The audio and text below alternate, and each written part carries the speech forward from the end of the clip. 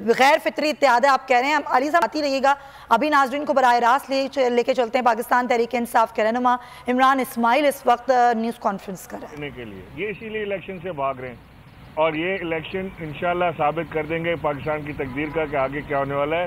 Election के जो भी नताइज होंगे, अगर गैर जानिबदाराना इलेक्शन हुए, धांधली फ्री इलेक्शन हुए, तो इंशाल्लाह मनोन तस्लीम करेंगे।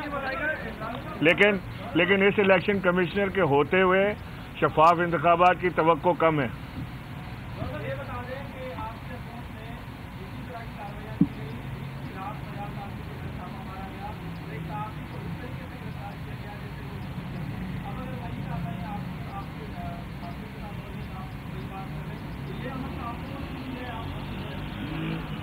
देखे, परियाल तालपुर के घर छापा डाला गया था क्योंकि वहाँ करप्शन के पैसे जमा थे और वो कोई सियासी कार्रवाई नहीं थी।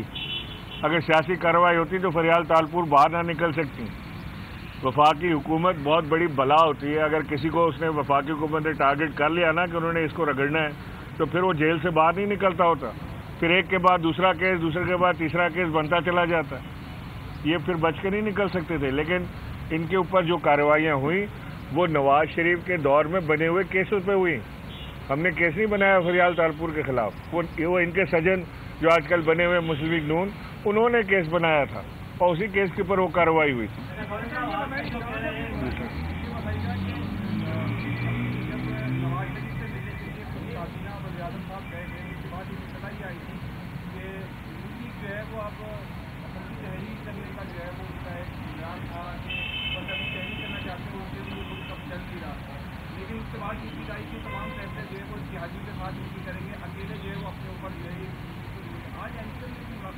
इमरान इस्माइल की आप गुफ्तगू मुलाहिजा कर रहे थे। कराची में वो मीडिया से गुफ्तगू